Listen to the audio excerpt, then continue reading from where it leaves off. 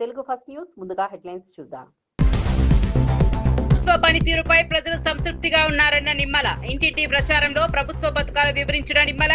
ఎన్నికల హామీలు దశల వారీగా అమలు చేస్తున్నామన్న మంత్రి. ప్రజా సంక్షేమమే ప్రభుత్వ ప్రధాన లక్ష్యమని వ్యాఖ్య.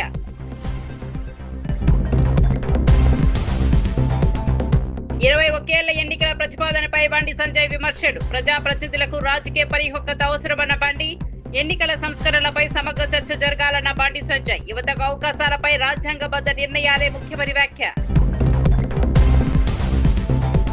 డిఎస్సీపై సిబిఐ విచారణ కోరిన బొత్స సత్యనారాయణ. డిఎస్సీ అక్రమాలపై లోకేష్ రాజీనామా చేయాలన్న బొత్స. నియామకాలపై స్వతంత్ర దర్యాప్తు జరగాలని డిమాండ్. నిరుద్యోగ యువతకు న్యాయం చేయాలని ప్రభుత్వానికి విజ్ఞప్తి. ప్రజా సంక్షేమమే ప్రభుత్వ ధ్యేయమన్న పాల్మూరి వెంకట్. ప్రతిపక్ష ఆరోపణలు నిరాధారమన్న పాల్మూరి. ఎన్నికల హామీల అమలుకు ప్రభుత్వం కట్టుబడి ఉందని వ్యాఖ్య. తప్పుడు ప్రచారాలను నమ్మొద్దని ప్రజలకు పిలుపు. ఎందుకంటే ఐఏఎస్ ఐపీఎస్ వంటి పబ్లిక్. బోండా ఉమా వ్యాఖ్యలకు మాజీ ఎమ్మెల్యే వర్మ కౌంటర్. కాపులకు చంద్రబాబు చేసిన మేలు మరెవరూ చేయలేదన్న వర్మ. వ్యక్తిగత అభిప్రాయాలతో పార్టీకి నష్టం తగదన్న వర్మ. టీడీపీ బలోపేతానికి అందరూ కలిసి రావాలన్న వర్మ. వార్తల్లోకి వెళ్తే తెలంగాణ మంత్రివర్గ విస్తరణ నేపథ్యంలో జడ్చర్ల కాంగ్రెస్ ఎమ్మెల్యే అనిరుద్ రెడ్డి కీలక వ్యాఖ్యలు చేశారు. తన లాంటి యువ ఎమ్మెల్యేలకు కూడా రాష్ట్ర మంత్రివర్గంలో అవకాశం కల్పించాలని ఆకాంక్షించారు. ప్రభుత్వం ఏర్పడి 2 ఏళ్లు పూర్తవుతున్న వేళ కొత్త మంత్రివర్గంలో యువ నాయకత్వానికి ప్రాధాన్యం ఇవ్వాలని ప్రజలు కోరుకుంటున్నారని తెలిపారు. యువతకు బాధ్యతలు అప్పగిస్తే ప్రభుత్వ కార్యక్రమాలు మరింత సమర్థవంతంగా ప్రజల్లోకి వెళ్తాయని అభిప్రాయపడ్డారు. అయితే మంత్రివర్గ కూర్పు పూర్తిగా పార్టీ అధిష్టానం ముఖ్యమంత్రి రేవంత్ రెడ్డి నిర్ణయంపై ఆధారపడి ఉంటుందని స్పష్టం చేశారు. పార్టీ ఏ నిర్ణయం తీసుకున్నా దానికి కట్టుబడి పనిచేస్తారని వెల్లడించారు. పదవుల కంటే పార్టీ బలోపేతం, ప్రజాసేవే తన ప్రధాన లక్ష్యమని పేర్కొన్నారు. కాంగ్రెస్ ప్రభుత్వం ఎన్నికల హామీల అమలుకు కట్టుబడి పనిచేస్తోందని, ప్రజల విశ్వాసాన్ని నిలబెట్టుకునే దిశగా ముందుకు సాగుతోందని అనిరుద్ రెడ్డి తెలిపారు. ఎమ్మెల్యే టికెట్ కోసం ట్రై చేసిన వాళ్ళకి నా అభిప్రాయం నాదేంటంటే వాళ్ళని కూడా కంటిన్యూ చేస్తే వాళ్ళనే బాగుంటుందని చెప్పేసి నా అభిప్రాయం. ఇంకా కొంతమంది అంటున్నారు మళ్ళీ వాళ్ళ 2 ఏళ్ళు అయిపోయింది కదా, వాళ్ళని మారుస్తా అంటున్నారు కదా, మళ్ళీ మినిస్టర్లది కూడా 2 ఏళ్ళు అయిపోయింది కదా, మళ్ళీ వాళ్ళని కూడా మారుస్తారా అని కూడా అంటున్నారు. అదే ఎమ్మెల్యే నా అభిప్రాయం నేను కూడా చెప్పొచ్చు. యంగ్స్టర్స్ ఉన్నారు, ఇంజనీరింగ్ చదువుకున్న వాళ్ళు ఉన్నాము, డాక్టర్స్ ఉన్నారు. మాకు కూడా కొత్త వాళ్ళకి అవకాశం ఇస్తారు, కొత్త కూడా పనిచేస్తాం. ఎందుకంటే ఇప్పుడు అంతా జనరేషన్ జీ వచ్చింది. సో ఇవన్నీ మా అభిప్రాయాలు. కానీ ఏదున్నా కానీ బాస్ ఈజ్ అవర్ ఏఐసిసి. ఇక్కడ మా బాస్ రేవంత్ రెడ్డి గారు, మా బాసు పిసిసి మహేష్ గారు, వీళ్ళందరూ వాళ్ళు నిర్ణయం తీసుకో వాడు ఏ నిర్ణయం తీసుకున్నా కానీ దాన్ని కట్టుబడి ఉంటాం. కానీ నా నిర్ణయం, నా అభిప్రాయం ఇది. నా అభిప్రాయం ఏంటంటే ఒకవేళ 2 years అయిపోయింది, కొత్త వాళ్ళు కావాలంటే మన మినిస్టర్ కూడా 2 years అయిపోయింది కదా అని కూడా ప్రజలు మాట్లాడుతున్నారు అనేది నేను చెప్తున్నాను. అంతే. Thank you. టీడీపీ నేత బోండా ఉమా చేసిన వ్యాఖ్యలపై పిఠాపురం మాజీ ఎమ్మెల్యే వర్మ స్పందించారు. 2019 ఎన్నికల్లో కాపు ఉద్యమం వల్లే తెలుగుదేశం పార్టీ ఓడిపోయిందన్న వ్యాఖ్యలను ఆయన ఖండించారు. కాపు సామాజిక వర్గానికి చంద్రబాబు నాయుడు చేసినంత మేలు మరెవరూ చేయలేదని స్పష్టం చేశారు. అప్పట్లో జగన్మోహన్ రెడ్డి ఒక్క అవకాశం ఇవ్వాలని ప్రజలను కోరడంతోనే ఆయనకు ప్రజలు ఓటేశారని అన్నారు. వ్యక్తిగత అభిప్రాయాలను పార్టీ అధికారిక వైఖరిగా చూపించడం సరికాదని సూచించారు. పార్టీ నేతలు తమ వ్యక్తిగత అభిప్రాయాలు వెల్లడించే సమయంలో ముందుగానే స్పష్టత ఇవ్వాలని అన్నారు. పార్టీకి నష్టం కలిగించే విధంగా వ్యాఖ్యలు చేయకుండా బాధ్యతాయుతంగా వ్యవహరించాలని సూచించారు. టీడీపీ బలోపేతానికి అందరూ కలిసి పనిచేయాల్సిన అవసరం ఉందని వర్మ పేర్కొన్నారు. ఉపాధి అవనండి, కాపు భవనాల నిర్మాణం అవనండి, ఇన్ని ఉన్నాయి. ఒకటి మీరు చెప్పుకోగలరా జగన్మోహన్ రెడ్డి గారు? లేదు. అల్టిమేట్గా ఏంటంటే పద్మనాభం గారు స్వర్గస్థులయ్యారు. ఆయన గురించి ఎవరో కూడా తప్పుగా మాట్లాడకూడదు. ఆయన ఆ కమ్యూనిటీ గురించి పోరాడిన మాట వాస్తవం, అందులో తేడా లేదు. ఏదైనా ఆ కమ్యూనిటీకి చేసిన వ్యక్తి చంద్రబాబు నాయుడు గారు, ఇది వాస్తవం, ఇందులో తేడా లేదు. కాపుల కోసం ఇంత కష్టపడి ఇంత ఖర్చు పెట్టి ఇన్ని రకాల అవకాశాలు కల్పించిన చంద్రబాబు నాయుడు గారి గురించి యావత్ తెలుగుదేశం పార్టీలో ఉన్న 175 నియోజకవర్గాల్లో ఉన్న అందరం మాట్లాడవలసిన ఆవశ్యకత ఉంది. నిజాలు ప్రజలకు తెలియజేయాలి. ఎందుకంటే ఒకసారి మర్చిపోతారు.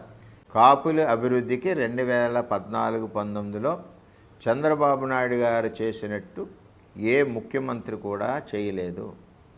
చంద్రబాబు నాయుడు గారికి కులాలు ఉండవు. ఏ కులం వెనకబడి ఉందో దాని మీద ప్రేమతో అభివృద్ధి ఆర్థికంగా నిలబెట్టడానికి చూస్తారు. చంద్రబాబు నాయుడు ఒక్కడే కాపుల కోసం పెద్దపీట వేసిన నాయకుడు చంద్రబాబు నాయుడు గారు. అటు రిజర్వేషన్లో కానీ, ఇటు కాపు కార్పొరేషన్ నిధుల్లో కానీ, విదేశీ విద్య ఇవ్వడంలో కానీ, అలాగే స్వయం ఉపాధి యూనిట్స్ ఇవ్వడంలో కానీ, కాపు భవనాల నిర్మాణంలో కానీ ఎన్ని రకాలుగా చంద్రబాబు నాయుడు గారు మరి కాపులకి అండగా నిలబడ్డ నాయకుడు చంద్రబాబు నాయుడు. ఆకివీడిలో శ్రీరామాలయ నిర్మాణానికి సంబంధించిన వివాదంపై సుప్రీంకోర్టు కీలక తీర్పు వెలువరించింది. ఆలయ నిర్మాణాన్ని వ్యతిరేకిస్తూ దాఖలైన పిటిషన్ను అత్యున్నత న్యాయస్థానం కొట్టివేయడంతో రామాలయ నిర్మాణానికి ఉన్న న్యాయపరమైన అడ్డంకులు తొలగిపోయాయి. తీర్పు వివరాలను మాజీ ఎంపీ రఘురామకృష్ణంరాజు వెల్లడించారు. సుప్రీంకోర్టు నిర్ణయంతో ఆలయ నిర్మాణ పనులు ఇక వేగంగా ముందుకు సాగే అవకాశం ఉందని తెలిపారు. ఈ తీర్పుపై ఆకివీడు ప్రజలు, శ్రీరామ భక్తులు హర్షం వ్యక్తం చేస్తున్నారు. ఆలయ నిర్మాణం ప్రాంతీయ ఆధ్యాత్మిక అభివృద్ధికి దోహదపడుతుందని అభిప్రాయపడుతున్నారు. ఎన్నాళ్లుగానో ఎదురు చూస్తున్న రామాలయ నిర్మాణానికి మార్గం సుగమం కావడంతో భక్తుల్లో ఆనందం నెలకొంది. చట్టపరమైన అన్ని ప్రక్రియలు పూర్తయ్యాక నిర్మాణ పనులు ప్రారంభమవుతాయని స్థానికులు ఆశాభావం వ్యక్తం చేస్తున్నారు. ఖచ్చితంగా విచారణకు వచ్చినప్పుడు విజయం శ్రీరామునిదే అని చెప్పి నేను స్పష్టంగా పేర్కొనటం జరిగింది. ఈరోజు హైకోర్టులో ఉన్న ఆర్డర్స్ అన్నీ కూడా హైకోర్టులో 3 బెంచుల్లో కూడా మరి తోసిపుచ్చిన తర్వాత ఆ సమాచారం అక్కడ పెట్టినందువల్ల ఈ స్టేటస్ కో వచ్చింది అని ఇక్కడ ఉన్న హైకోర్టు ఆర్డర్స్ని మా న్యాయవాది సుయోధన్, మన తెలుగు వ్యక్తి, ఢిల్లీలో స్థిరపడిన తెలుగు లాయర్ సుయోధన్ చాలా ప్రతిభావంతంగా తన ఆర్గ్యుమెంట్స్ వినిపించాడు. రాష్ట్ర ప్రభుత్వం తరపున కూడా ప్రేరణా సింగ్ మన వాదనలో వినిపించడం జరిగింది. అన్ని అనుమతులు సక్రమంగా తీసుకున్న తరువాత అది ప్రభుత్వ స్థలము అని చెప్పి శ్రవణ్ కుమార్ గారి తరపు వాదించిన న్యాయవాదులు మాట్లాడితే 90 సంవత్సరాలుగా అది ప్రభుత్వ స్థలమే. ప్రభుత్వ స్థలంలో ఉన్న దేవాలయ స్థానంలో మళ్ళీ తిరిగి దేవాలయం కట్టుకుంటే దానికి అభ్యంతరం ఏమిటి అని చెప్పి సుప్రీంకోర్టు కూడా ప్రశ్నించి ఆ పిటిషన్ని కొట్టివేయటం జరిగింది. ఆల్రెడీ చెప్పాను నేను, గన్నవరం దగ్గర దేవాలయం వేగవంతంగా పూర్తవుతుందని. సుమారు 70% పనులు అయిపోవచ్చుని. మిగిలిన 20% కూడా రాబోయే నెల రోజుల్లో పూర్తయిపోతాయి. ఒక సైట్లో గతంలో ఫౌండేషన్ వర్క్ ఆల్మోస్ట్ పూర్తి చేశాం. ఇంకొన్ని ఫౌండేషన్ వర్క్స్ రేపు ఉదయాన్నే మళ్ళీ తిరిగి పనులు సైట్లో పునఃప్రారంభించి 2 వారాల తర్వాత ఆంధ్రప్రదేశ్లో నిర్వహించిన మెగా డిఎస్సి ఉపాధ్యాయ నియామకాల ప్రక్రియలో తీవ్ర అవకతవకలు జరిగాయని ఆరోపిస్తూ ఈ వ్యవహారంపై సిబిఐతో సమగ్ర విచారణ జరిపించాలని శాసనమండలి ప్రతిపక్ష నేత బొత్స సత్యనారాయణ డిమాండ్ చేశారు. డిఎస్సి నియామకాలలో జరిగిన అక్రమాలకు నైతిక బాధ్యత వహిస్తూ రాష్ట్ర విద్యాశాఖ మంత్రి నారా లోకేష్ వెంటనే తన పదవికి రాజీనామా చేయాలని కోరారు. నియామక ప్రక్రియలో జీవోల మార్పులు, ఎంపిక విధానంలో అవకతవకలు జరిగాయని, బాధిత అభ్యర్థులు ఇప్పటికే ఆధారాలతో ముందుకు వచ్చారని తెలిపారు. ప్రభుత్వం ఈ అంశాన్ని పారదర్శకంగా విచారించి వాస్తవాలను ప్రజలకు వెల్లడించాలని అన్నారు. నిరుద్యోగ యువత భవిష్యత్తుతో చెలగాటమాడకుండా నిష్పాక్షిక దర్యాప్తు చేపట్టాలని సూచించారు. డిఎస్సిపై వస్తున్న ఆరోపణలన్నింటినీ స్వతంత్ర దర్యాప్తు సంస్థతో విచారిస్తేనే నిజాలు వెలుగులోకి వస్తాయని, బాధ్యులపై కఠిన చర్యలు తీసుకోవాలని బొత్స సత్యనారాయణ డిమాండ్ చేశారు. జరిగే అందరం చూసాం, కళ్ళ కొట్టినట్లు చెప్పారు. అందుకు ప్రభుత్వంలో పారదర్శకత ఉంటే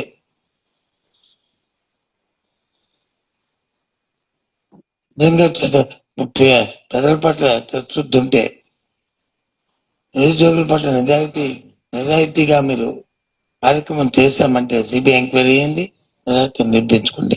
అంతవరకు మంత్రి రాజమ్మ మంత్రి వర్గం నుంచి ఆ మంత్రి పక్కన ఉండండి.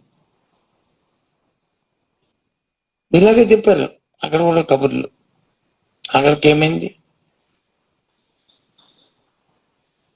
అంతేకాదు, వ్యవస్థ ఫస్ట్ పడిపోయిన పరిస్థితి తీసుకొచ్చారు. ఫీజు రింబర్స్మెంట్ సుమారు 10,000 కోట్ల రూపాయలు వాటికి బకాయిలు ఉన్నాయి. ఫీజు రింబర్స్మెంట్ కానీ, లేదా విద్యాదీవెన కానీ, వసతి విద్యాదీవెన కానీ, వసతి దీవెన కానీ రెండు కలుపుకుంటే సుమారు 10,000 కోట్లు ఉంది.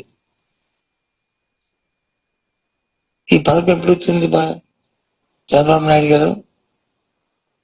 స్వర్గీయ రాజశేఖర రెడ్డి గారు ఆలోచన చేసి ఆ రోజు ఈ పథకాన్ని ప్రవేశపెట్టిన తర్వాత ఆయన హయాంలో కానీ తర్వాత వచ్చిన ముఖ్యమంత్రులు రాజశేఖర్ గారు కానీ కిరణ్ కుమార్ రెడ్డి కానీ ఇదేదో రాజశేఖర్ గారు చేశారు ఈ బకాయిలు నిమ్మని చెప్పారు. అంతెందుకు, నువ్వు 14 తెలంగాణ ముఖ్యమంత్రి రేవంత్ రెడ్డి చేసిన 21 ఏళ్ల యువతకు పార్లమెంట్, అసెంబ్లీ ఎన్నికల్లో పోటీ చేసే అవకాశం కల్పించాలన్న ప్రతిపాదనపై కేంద్ర మంత్రి బండి సంజయ్ కుమార్ స్పందించారు. ఈ ప్రతిపాదన వాస్తవ పరిస్థితులకు అనుగుణంగా లేదని ఆయన విమర్శించారు. ప్రజాప్రతినిధులకు రాజకీయ అనుభవం, పరిపక్వత కూడా అవసరమని పేర్కొన్నారు. ఈ సందర్భంగా రాహుల్ గాంధీ ప్రధానమంత్రి అయ్యే అవకాశాన్ని ప్రస్తావిస్తూ వ్యాఖ్యలు చేశారు. ఎన్నికల సంస్కరణలపై చర్చ జరగడం సహజమే అయినప్పటికీ ప్రజలను తప్పుదోవ పట్టించే విధంగా ప్రకటనలు చేయకూడదని సూచించారు. యువత రాజకీయాల్లోకి రావడం స్వాగతించదగిన విషయమే అయినా రాజ్యాంగబద్ధమైన మార్పులు, సమగ్ర చర్చల తర్వాతే నిర్ణయాలు తీసుకోవాలని అభిప్రాయపడ్డారు. ప్రజాస్వామ్య వ్యవస్థ బలోపేతమై అందరి లక్ష్యంగా ఉండాలని ఇంకొకరికి హోంశాఖ మంత్రి చేయొచ్చు, ఇంకొకరితో రాజీనామా చేస్తే మున్సిపల్ శాఖ మంత్రి కూడా చేయొచ్చు. వాళ్ళు ఇట్లని చెప్పి కాంగ్రెస్ పార్టీ పాలసీ ఉంటుంది. అదే 60 ఏళ్ళ ముసలి కూడా యూత్ కాంగ్రెస్ అని చెప్పుకుంటారు. మళ్ళీ ఇదే ఛాన్స్ అనుకుని మా విఎన్ అన్నాడు, మా మంచోడు, బోలా శంకరుడు, కట్టర్ కాంగ్రెస్ వాది, గాంధీ కుటుంబానికి భక్తుడు. మళ్ళీ మా విఎన్ తనకు ఇప్పుడు మా కేశవరావు సార్ కు జీన్ పాయింట్ వేసి, టీ షర్ట్ వేసి, చేతిలో జెండా ఇచ్చి వీళ్ళ జంజీలు అని చెప్పి మా విఎన్ తనకు విద్యాశాఖ మంత్రి, కేశవరావు సార్ కు హోంశాఖ మంత్రి, కోదండ సార్ తీసుకొచ్చి ఆయనకు మున్సిపల్ శాఖ మంత్రి ఇస్తే అట్లా మోసం చేసే ప్రయత్నం చేయకండి. కూటమి ప్రభుత్వం చేపట్టిన మెగా డిఎస్సీ ఉపాధ్యాయ నియామకాలపై వైఎస్ఆర్సీపీ అసత్య ప్రచారం చేస్తోందని టీడీపీ నాయకులు ఆరోపించారు. విద్యార్థులు, నిరుద్యోగ యువతకు ఇచ్చిన హామీ మేరకు విద్యాశాఖ మంత్రి నారా లోకేష్ నేతృత్వంలో వేలాది ఉపాధ్యాయుల పోస్టుల భర్తీ ప్రక్రియను పూర్తిస్థాయి పారదర్శకతతో వేగంగా కొనసాగిస్తున్నామని తెలిపారు. నియామకాల ప్రక్రియలో ఎలాంటి అక్రమాలు జరగలేదని, అన్ని నిబంధనలను ఖచ్చితంగా పాటిస్తున్నామని స్పష్టం చేశారు. రాజకీయ ప్రయోజనాల కోసం వైసీపీ నాయకులు నిరాధార ఆరోపణలు చేస్తున్నారని విమర్శించారు. అభ్యర్థులు పుకార్లను నమ్మకుండా అధికారిక సమాచారాన్ని మాత్రమే విశ్వసించాలని సూచించారు. రాష్ట్ర విద్యా వ్యవస్థను బలోపేతం చేయడమే ప్రభుత్వ లక్ష్యమని, అర్హులైన ప్రతి ఒక్కరికి అభ్యర్థికి న్యాయం జరిగేలా నియామక ప్రక్రియ కొనసాగుతోందని, తప్పుడు ప్రచారాలను ప్రజలు నమ్మవద్దని టీడీపీ నాయకులు కోరారు. మళ్ళా చెప్తున్నారు, నిన్న పేపర్లు సక్రమంగా పెట్టలేదని. పేపరు సక్రమంగా పెట్టలేనడికి పిల్లెందుకు? మీకు ఒక రాజకీయ పార్టీనా? అంటే కోర్టు సమయాన్ని, కోర్టు అంటే మీకు చిన్నచూపుగా కనబడుతోందని ప్రశ్నిస్తా ఉన్నా. సరైన సమాచారం మీ దగ్గర లేదు కాబట్టే కోర్టు ఆ పిటిషన్ను తిరస్కరిస్తుందనే భయంతో తెలివిగా మీరు ఆ పిటిషన్ను వెనక్కు తీసుకోవడం జరిగింది. మేము తప్పు జరిగితే ఒప్పుకునేదానికి సిద్ధంగా ఉన్నాం. ప్రభుత్వంలో 100% అన్నీ కరెక్ట్గా జరుగుతాయి, తప్పు జరిగితే నేను ఒప్పుకునేదానికి సిద్ధంగా ఉన్నాను అని చెప్పి పలు సందర్భాలు లోకేష్ బాబు గారికి చెప్పడం జరిగింది. మీకు గుర్తుందో లేదో, వైఎస్ఆర్సీపీ నాయకులకు గతంలో గాలి ముద్దుకృష్ణమనాయుడు ఉమ్మడి రాష్ట్ర విద్యాశాఖ మంత్రిగా ఉన్న సమయంలో 10వ తరగతి పరీక్షలు లీక్ అయినాయని చెప్పి నైతిక బాధ్యత వహించి రాష్ట్ర విద్యాశాఖ మంత్రిగా రాజీనామా చేయడం జరిగింది. అది తెలుగుదేశం పార్టీ నిబద్ధత. తప్పు జరిగింది కాబట్టి దానికి బాధ్యతగా ఆ రోజు విద్యాశాఖ మంత్రి బాధ్యత వహించడం జరిగింది. మీ గ్రూప్ 1 పరీక్షల్లో ఇంత ఘోరాలు ఇన్ని జరిగితే ఏనాడైనా కానీ బాధ్యత తీసుకున్నారా మీరు? తప్పు జరిగిందని కనీసం ఒక అధికారితో అయిన స్టేట్మెంట్ కానీ మీరు కానీ రాజకీయంగా ఒకటి ఇచ్చారా? ఈరోజు 163 మంది గ్రూప్ 1 అధికారుల పరిస్థితి, వారి భవిష్యత్తు ఏమవుతుందో కూడా తెలియని అగమ్య గోచర పరిస్థితుల్లో ఈరోజు ఉండడం జరుగుతుంది. ఎందుకని మీరు బాధ్యత తీసుకోవాలి? గ్రూప్ 1కి సంబంధించి మీరు ముఖ్యమంత్రిగా ఉన్న సమయంలోనే కదా పరీక్ష పేపర్లు అత్యంత కట్టుదిట్టమైన భద్రత మధ్య దిద్దాల్సి ఉంటే హాయిలాండ్లో మీ డ్రైవర్లు, మీ బండ్రోజులు, మీ ఇంట్లో పనిచేసే కూలోళ్ళు వీళ్ళందరితో కలిపి గ్రూప్ 1 పేపర్లు దిద్దిన మాట వాస్తవమా కాదా? 2006 సంవత్సరం కడప డిఎస్సిలో మీ తండ్రి గారు ముఖ్యమంత్రిగా ఉన్నప్పుడు ఓఎంఆర్ సీట్లనే మార్చేసి మెరిట్ ఉన్న నిరుద్యోగ ఉపాధ్యాయులందరినీ కూడా నాశనం చేసి కోట్లాది రూపాయలు మీ బంధువులు డబ్బులు తీసుకొని వాటిని తారుమారు చేసిన మాట వాస్తవం కాదా? ఆ పరీక్ష రాష్ట్రమంతా కాకుండా ఒక్క కడప జిల్లాలోనే డిఎస్సి పరీక్ష రద్దయిన మాట వాస్తవమా కాదా ఒకసారి జగన్మోహన్ రెడ్డి గారు చెప్పాలి. ఎవరు బాధ్యత తీసుకుంటారు దీనికి? ఇది వాస్తవమా కాదా?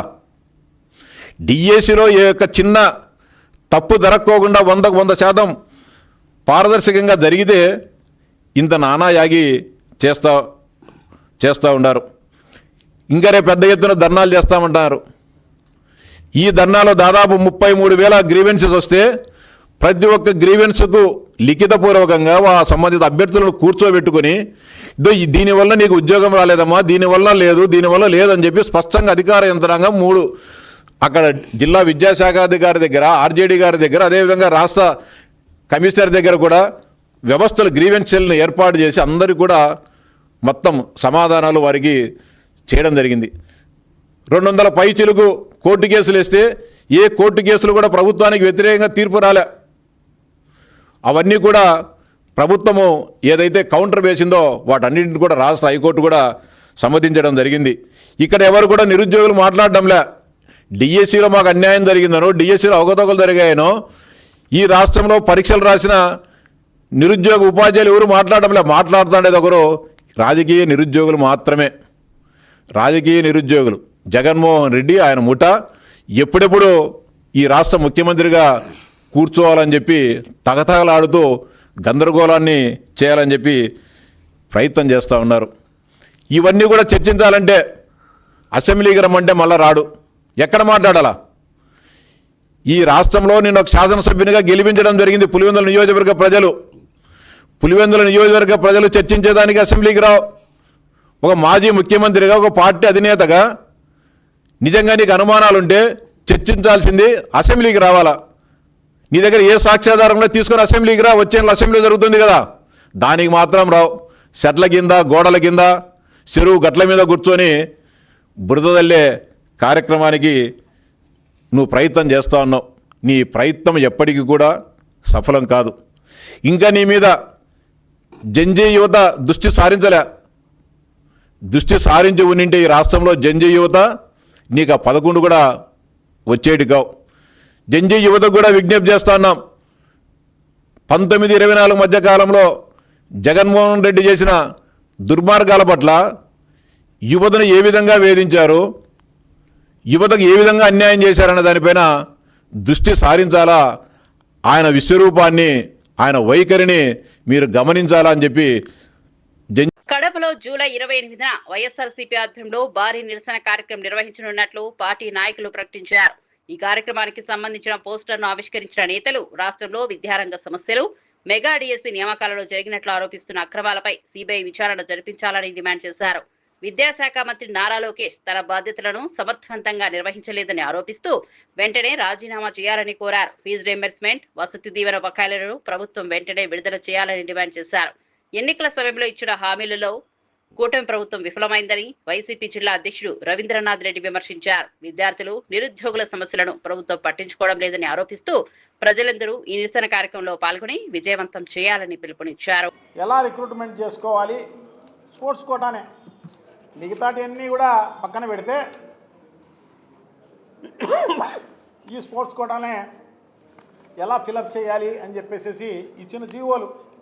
సో దాన్ని మార్చేయడం జరిగిందనమాట. 2025 19/4/2025 74-47 జీవో ఇవ్వడం జరిగింది. దీంట్లో అంతా కూడా దాంట్లో బ్రిడ్జ్ అనేది కూడా స్పోర్ట్స్ కోటా అంటే 2% గతంలో ఉండేదాన్ని 3%కు పెంచుతూ అది కూడా అమెండ్మెంట్ చేయడం జరిగిందనమాట. ఏఏఈ స్పోర్ట్స్ను అలౌ చేయాలా అని చెప్పేసి దీంట్లో చూడండి 40 బ్రిడ్జ్ అని ఉంటుంది. బ్రిడ్జ్ అని 40 serial number 40. So bridge game అంటే ఎలా ఉంటుందంటే ఇదే ఇప్పుడే డౌన్లోడ్ చేసుకోవడం జరిగింది. గూగుల్లో మీరు కొట్టినా కనబడుతుంది. 4 ఆడచ్చంట. సో చూడండి, దీన్ని కూడా చేర్చడం జరిగింది. సో ఇంతకుముందన్నా ఒలింపిక్స్లో ఆడిన వాళ్ళను, నేషనల్స్లో ఆడిన వాళ్ళను స్టేట్లో ఆడిన వాళ్ళను, జిల్లా వైడ్ ఆడిన వాళ్ళను వీళ్ళని ఎంపిక చేసేవాళ్ళు. అది పథకాలు, గోల్డ్ మెడలు, సిల్వర్ మెడలు, ప్లాటినం మెడలు, ఇట్లా వచ్చిన వాళ్ళని మాత్రమే ఎంపిక చేసేవాళ్ళు. మన కర్మగాలి ఈ ప్రభుత్వంలో ఈ బ్రిడ్జ్ అనే ఇది కూడా కలిపి గాంధీ భవన్ లో నిర్వహించిన మీడియా సమావేశంలో ప్రభుత్వ సలహాదారు వి హనుమంతరావు విద్యార్థుల సంక్షేమంపై కీలక వ్యాఖ్యలు చేశారు. వైఎస్ఆర్ హయాంలో ప్రారంభమైన ఫీజు రీయింబర్స్మెంట్ పథకం వేలాది మంది పేద విద్యార్థులకు ఉన్నత విద్యను అందుబాటులోకి తీసుకొచ్చిందని గుర్తు చేశారు. ప్రస్తుతం కాంగ్రెస్ ప్రభుత్వం కూడా ఈ పథకాన్ని మరింత బలోపేతం చేసేందుకు తగిన నిధులు విడుదల చేయాలని ముఖ్యమంత్రి రేవంత్ రెడ్డి డిప్యూటీ సీఎం బట్టి విక్రమార్కలకు విజ్ఞప్తి చేశారు. ఆర్థిక ఇబ్బందుల కారణంగా ఏ విద్యార్థి చదువు మధ్యలో ఆగిపోకూడదని అన్నారు. అలాగే యువత రాజకీయాల్లోకి రావడానికి 21 ఏళ్లకి అవకాశం కల్పించే బిల్లును స్వాగతిస్తున్నట్టు తెలిపారు.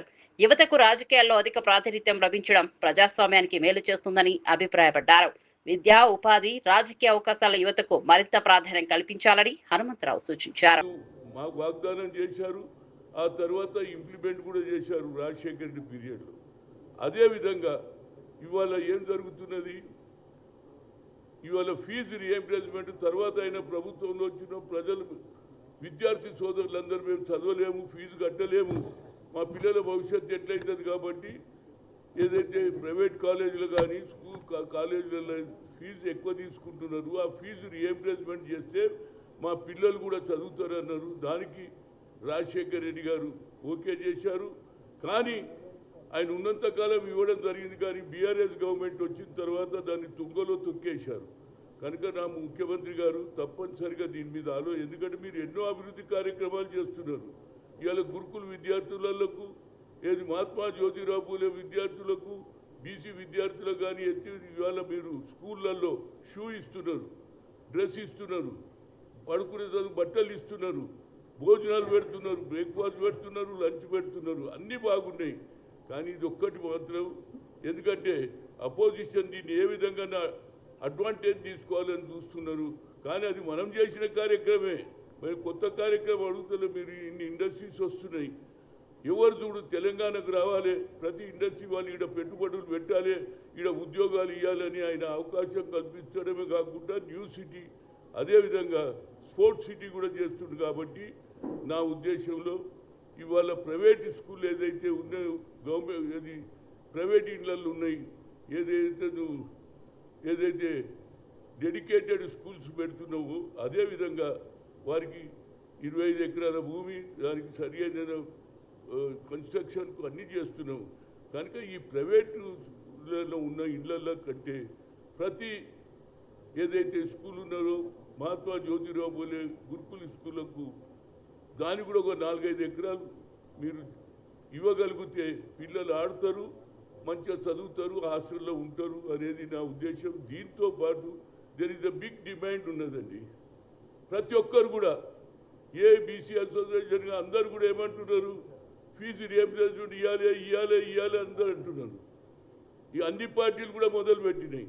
కనుక నా ఉద్దేశంలో మా డిప్యూటీ సీఎం అయినటువంటి బట్టి విక్రమార్క తాను ఏమంటాడంటే, నేను రాజశేఖర్ రెడ్డి శిష్యుడు అంటాడు, రాజశేఖర్ రెడ్డి ఆలోచన అంటాడు. కాబట్టి ఆయన అదేవిధంగా ముఖ్యమంత్రి గారు ఇద్దరు కలిసి తప్పనిసరిగా అంచెలంచెలుగా ఇది బాగా నా మీద ఒత్తిడి పెరుగుతుంది. ఎందుకంటే నేను మొదటి నుంచి ఓబీసీల గురించి కొట్లాడా, కేంద్రంలో కొట్లాడా, ఐఐఎంలో రిజర్వేషన్ లేదని సుప్రీంకోర్టు కొట్టేస్తే నేను సోనియా గాంధీ దగ్గర పోయినా, madam talent is not anybody's property, God has given everybody, but we should give opportunity అన్నా.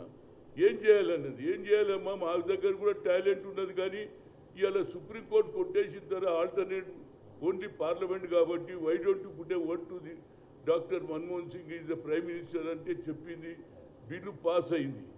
అన్ని పార్లమెంట్ సెగ్మెంట్లో అసెంబ్లీ మా సంఖ్య ఎక్కువ ఉన్నది బీసీలది. కనుక ప్రతి ఒక్కరు కూడా బీసీలకు అన్యాయం జరుగుతుంది, పాస్ అయింది. ఆనాడు ఉన్నటువంటి మాయావతి కావచ్చు, శరద్ పవార్ కావచ్చు, మమతా కావచ్చు, అన్ని పార్టీల వాళ్ళు మద్దతు ఇస్తే పాస్ అయింది. ఇవాళ ఒక్కొక్కడు 1,40,000 జీతం సంపాదించుండు యాజ్ ఏ ఇంజనీర్గా ఐఐటీలో. అదేవిధంగా all India institute of medical సైన్సెస్లో డాక్టర్లు అవుతున్నారు. ఇవాళ మీరు ఈ ఫీజు అన్నీ చేస్తున్నావు. అక్కడ గురుకుల్లో బ్రేక్ఫాస్ట్, లంచ్, బట్టలు ఇస్తున్నావు, మంచిగా చదువు చెప్పాలంటున్నావు, స్పోర్ట్స్ సిటీ చేస్తా అంటున్నావు. ఇది ఒక్కటి మీరు చేయగలిగితే, ఎందుకంటే నా మీద ఒత్తిడి పెరుగుతుంది. ఎందుకంటే నేను మొదటి నుంచి ఓబీసీల గురించి పార్లమెంట్లో కన్వీనర్గా, పార్లమెంటు ఎంపీల కన్వీనర్గా పనిచేసిన, సాధించిన, దాని మీద నా మీద ఒత్తిడి. అదేవిధంగా ఇవాళ గవర్నమెంట్, తెలంగాణ గవర్నమెంట్ అడ్వైజర్గా, అదేవిధంగా నా సబ్జెక్ట్ ఏంటి బీసీల అభివృద్ధి అని ఉన్నది. కనుక బీసీ నాయకులందరూ వచ్చి నా మీద ఒత్తిడి తెస్తున్నారు.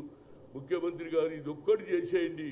ఇక మీ Malkajgiri police station circle inspector గా ఎస్ విజయ్ కుమార్ సోమవారం బాధ్యతలు స్వీకరించారు. సిసిఎస్ నుంచి బదిలీపై వచ్చిన ఆయనకు పోలీసు అధికారులు, సిబ్బంది ఘన స్వాగతం పలికారు. ఇంతవరకు మల్కాజ్గిరి సిఐగా పనిచేసిన సత్యనారాయణ ఆర్థిక నేరాల విభాగానికి బదిలీ కావడంతో బాధ్యతల మార్పిడి జరిగింది. ఈ సందర్భంగా స్టేషన్ ఎస్ఐలు, కానిస్టేబుల్ సత్యనారాయణకు వీడ్కోలు పలికారు. కొత్తగా బాధ్యతలు చేపట్టిన విజయ్ కుమార్ ను వివిధ రాజకీయ పార్టీల నాయకులు, కుల సంఘాల ప్రతినిధులు, స్థానిక ప్రముఖులు కలిసి శుభాకాంక్షలు తెలిపారు. ప్రజలకు అందుబాటులో ఉండే పోలీసింగ్ కు ప్రాధాన్యం ఇస్తారని విజయ్ కుమార్ పేర్కొన్నారు. శాంతి భద్రతల పరిరక్షణ, నేరాల నియంత్రణతో పాటు ప్రజల సమస్యలను వేగంగా పరిష్కరించే దిశగా కృషి చేస్తానని ఆయన వెల్లడించారు.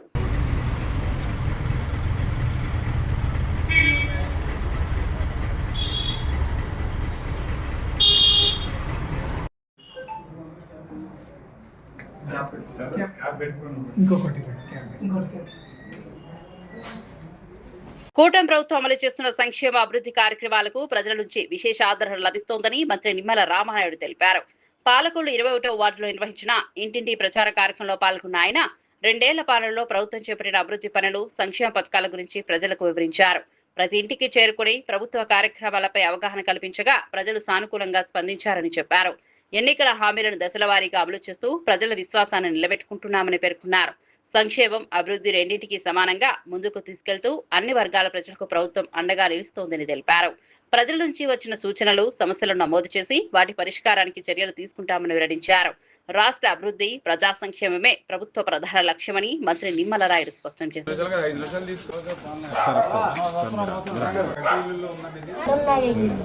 ఇప్పుడు చేసేసి మిమ్మల్ని ఇంట్లో పెడతానమ్మా, ధైర్యంగా ఉండు, ఏం ఇబ్బంది ఏం లేదు. మీ ఇంటి గృహప్రవేశానికి కూడా వస్తాను నేను, ఓకేనా?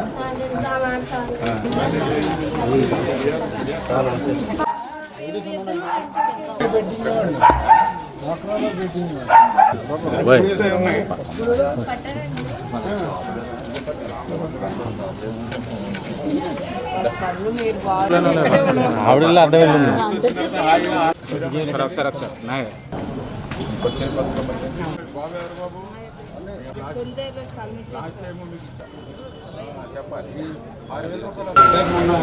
Side side.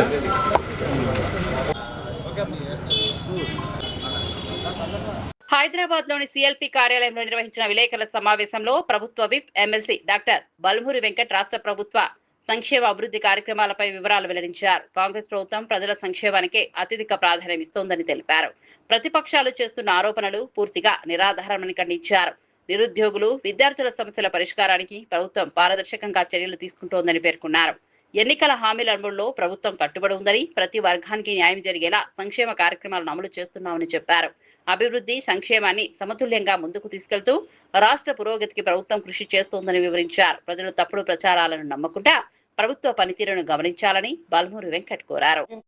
ఒక ఉద్దేశంతో రేవంత్ రెడ్డి గారు జెన్జీకి అవకాశం కల్పించాలని చెప్పి ఒక ఆలోచనతోటి ఆ బిల్లుని కూడా తెలంగాణ రాష్ట్రంకి వెళ్ళే అది ప్రారంభం కావాలి, దాన్ని చట్టసభలో కూడా ఇక్కడ ఆమోదింపజేసి కేంద్రానికి పంపాలని ఒక మంచి ఆలోచనతోటి రేవంత్ రెడ్డి గారు ఒక నిర్ణయాన్ని తీసుకోవడం జరిగింది. దానితో పాటు రాజ్యసభ కానీ ఎమ్మెల్సీ అర్హతను కూడా 25 సంవత్సరాలకే కుదించాలి, 25-26కే కుదించాలి, 30 సంవత్సరాలకు ఉన్న ఎలిజిబిలిటీని కూడా 25-26 కుదించాలి. వారు ఒక మంచి ఆలోచనతోటి వారు ముందుకు రావడం జరిగింది. దాన్ని స్వాగతించాల్సింది పోయి న్యాయపరంగా ఒక న్యాయవాదివి, నీకు కూడా తెలుసు రేవంత్ రెడ్డి గారు మాట్లాడిన మాట ముమ్మాటికి వాస్తవము, ముమ్మాటికి అవకాశము యువతకి కల్పించాల్సిన అవసరం ఉందని చెప్పి మీకు కూడా తెలుసు. బహుశా మీరు మీ పార్టీలో యువతకు అవకాశం కల్పిస్తలేరేమో. కాంగ్రెస్ పార్టీలో అన్ని రాష్ట్రాల్లో, మొన్న కేరళలో జరిగిన ఎలక్షన్స్లో కూడా అక్కడ క్యాబినెట్లో ఏదైతే యూత్ ఉన్న రోజీ ఎం జాన్కి ఒక ఇద్దరికి, అక్కడ కూడా యూత్ కాంగ్రెస్కి ఎన్ఎస్ఓ బ్యాక్గ్రౌండ్కి వచ్చిన ఒక ఇద్దరికి అక్కడ కూడా అవకాశం కల్పించడం జరిగింది. కాంగ్రెస్ పార్టీ రాహుల్ గాంధీ గారు రేవంత్ రెడ్డి గారు మంచి ఆలోచనతోటి పనిచేస్తుంటే దీన్ని వక్రీకరించనీకి దీన్ని డైవర్ట్ చేయనీకి రేవంత్ రెడ్డి గారు మాట్లాడుతున్నారని చెప్పి సిగ్గు లేకుండా నువ్వు నీ మాటల్ని సమర్థించుకునే ప్రయత్నం చేస్తున్నావు. దానితో పాటు నువ్వు మాట్లాడుతూ ఏమన్నావు, ఈరోజు భారతీయ జనతా పార్టీ ఆలోచించాలి, ధర్మేంద్ర ప్రధాన్ తప్పు చేసిండని అంగీకరించే ధర్మేంద్ర ప్రధాన్ని రాజీనామా చేయించారు. మరి తప్పు చేసిన ప్రభుత్వంకి వెళ్ళి తొలగించినాక మరి మీ పార్టీలు ఎట్లా ఉంచుకోరు? మీ పార్టీకి వెళ్ళి కూడా నేను సస్పెండ్ చేయాలి కదా. ధర్మేంద్ర ప్రధాన్ అనే వ్యక్తిని మీ పార్టీలోకి వెళ్ళి కూడా సస్పెండ్ చేయాల్సిన అవసరం ఉంది కదా. మీ పార్టీలోకి వెళ్ళి సస్పెండ్ చేయకుండా రేపిస్ట్లని, డెకాయిట్లని, దొంగల్ని, పేపర్ లీక్ ప్రభుత్వ పనితీరుపై ప్రజలు సంతృప్తిగా ఉన్నారన్న నిమ్మల. ఇంటింటి ప్రచారంలో ప్రభుత్వ పథకాలు వివరించిన నిమ్మల, ఎన్నికల హామీలు దశల వారీగా అమలు చేస్తున్నామన్న మంత్రి. ప్రజా సంక్షేమమే ప్రభుత్వ ప్రధాన లక్ష్యమని వ్యాఖ్య.